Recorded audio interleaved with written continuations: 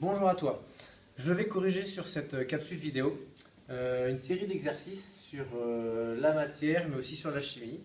Donc j'espère qu'en tout cas qu'elle te servira. Voilà, donc on va démarrer. Donc l'exercice 1 qui est un extrait du brevet qui est sorti en 2019. Donc je te laisse lire l'énoncé et mettre pause si c'est nécessaire. On te demande de légender le document 1 en affectant à chaque numéro un nom.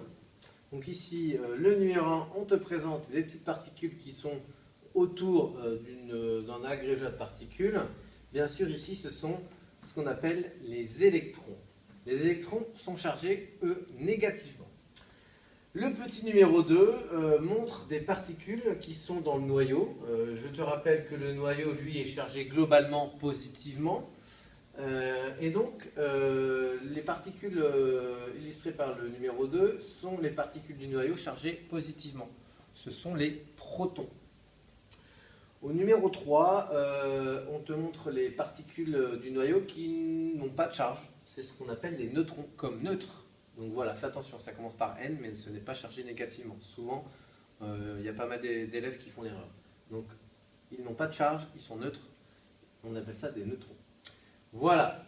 Et le numéro 4, bien sûr, ici, c'est le noyau qui, lui, est chargé positivement. Donc, on répète, des électrons qui tournent autour du noyau qui sont chargés négativement, des protons qui sont chargés positivement, des neutrons qui n'ont pas de charge et qui ont une charge nulle, neutre, et enfin, du coup, voilà, le noyau. Bien, voilà pour la première question. Pour la deuxième question, on te demande quel est le nombre de protons présents dans chacun des 3 atomes d'oxygène. Donc ici, dans le document 2, on t'indique plusieurs données, le numéro atomique, le nombre d'électrons, le nombre de nucléons, la masse de l'atome, l'abondance. Toutes ces informations ne sont pas forcément nécessaires pour toi. Ce qui est important ici, toujours de retenir, c'est qu'un atome a globalement une charge neutre. Pourquoi ? Parce qu'en fait, simplement, il possède autant de charges positives, de protons, que de charges négatives d'électrons. Et donc, du coup, comme il a autant de charges plus que de charges moins, globalement, ça fait 0. Je prends un exemple. Si l'atome de carbone a 6 protons chargés plus, il a aussi 6 électrons, pardon. Et donc 6 charges positives moins 6 charges négatives, ça fait 0. Donc tous les atomes n'auront une charge neutre, donc en fait aucun atome ne sera chargé. Ici, on va utiliser cette propriété-là, le fait que tous les atomes sont globalement neutres, pour déterminer le nombre de protons, puisqu'on nous indique le nombre d'électrons. Comme cet atome a 8 électrons, alors, vu que l'atome est globalement neutre, on va en déduire qu'il a 8 protons. Et comme pour chacun des 3 atomes, il a 8 électrons, on en déduira que chacun des 3 atomes d'oxygène, 16, 17, 18, on possède 8 protons. Voilà. Alors, bon, l'exercice est terminé, je fais 2 remarques. La première, ce sont des atomes d'oxygène qui diffèrent par leur nombre de neutrons. Voilà pourquoi ils sont différents. Et ensuite, le terme de nucléon. Le terme de nucléon, ça vient du terme nucleus en latin qui veut dire noyau. Et le nombre de nucléons, c'est le nombre de particules dans le noyau. Par conséquent, c'est le nombre de protons plus le nombre de neutrons. Voilà, on va passer à la correction de l'exercice 2, qui est un rappel de l'année dernière sur la notion de masse volumique.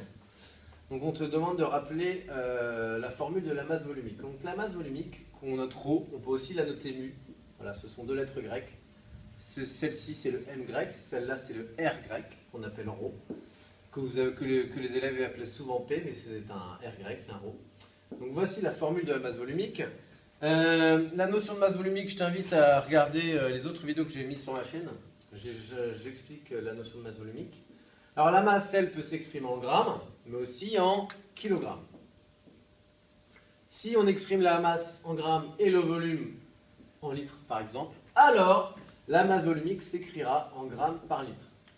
Mais on peut aussi utiliser d'autres unités. Je prends un exemple, si on utilise la masse en grammes et si on exprime le volume en millilitres, on pourra aussi avoir une masse volumique en kilogrammes par millilitre. Alors ici, il n'y a pas qu'une seule unité possible, il y en a autant que d'unités possibles pour la masse et le volume. Voilà, donc fais attention à ça. Fais bien attention aux unités utilisées dans les exercices, on y reviendra par la suite, dans l'exercice 3. Voilà, pour la question 1. Pour la question 2, on te demande de déterminer l'expression de la masse et l'expression du volume. Alors pour ce faire, en fait, il va falloir utiliser le produit en croix. Pour le produit en croix, il y a ce fameux triangle que nous avons déjà utilisé. Donc il faut que tu apprennes à représenter ce triangle. Et en fait, il y a différentes questions. La première question à se poser, c'est de quel côté ai-je de grandeur? Donc je sais que ma formule, c'est la masse volumique, c'est la masse divisée par le volume. De quel côté ai-je de grandeur? Au final, ça sera toujours à droite, hein, normalement. Donc ici, tu vois bien que tu as une grandeur, la masse au-dessus, et une en dessous. Donc de ce côté-là, j'ai deux grandeurs. Je vais les mettre directement dans mon triangle. Alors comment ça fonctionne? Ici, on voit que la masse est au-dessus du volume. Donc en fait, dans mon triangle, je vais mettre la masse au-dessus du volume. Bah, ici, c'est facile, il n'y a qu'une case en haut. Donc je vais mettre la masse, et le volume, je le mets en bas. Alors j'ai deux possibilités, que je le mette à gauche ou à droite. Au final, c'est pareil. Donc ici, je vais faire le choix de le mettre à droite, et j'aurais pu le mettre à gauche. Et il nous reste du coup ρ, la dernière lettre qu'on n'en a pas mise, et qu'on va mettre là où il manque un trou. Donc comment on voit ce triangle? Ici, il faut imaginer que cette barre-là, c'est une barre de division, et que cette barre-là, c'est une barre de multiplication. Ainsi, si on a ρ, si on cache ρ, on voit que ρ, la masse volumique, c'est m divisé par v. On retrouve la formule ici. Si on veut la masse, on cache, on s'aperçoit que la masse, c'est ρ multiplié par v. Ainsi, l'expression de la masse est bien celle-là. Enfin, le volume, on cherche l'expression du volume, on cache le v, et on s'aperçoit que le volume, c'est la masse, divisé par la masse volumique. Et donc, c'est bien ce choix-là. Voilà. Donc ici, ce qui est hyper important pour pouvoir réussir ton produit en croix et ta manipulation de lettres, c'est de bien réaliser ton triangle et de bien placer d'abord tes premières lettres. Je sais que parfois, il y en a qui les placent au mauvais endroit, donc pour bien faire attention, tu regardes du côté où il y a deux lettres.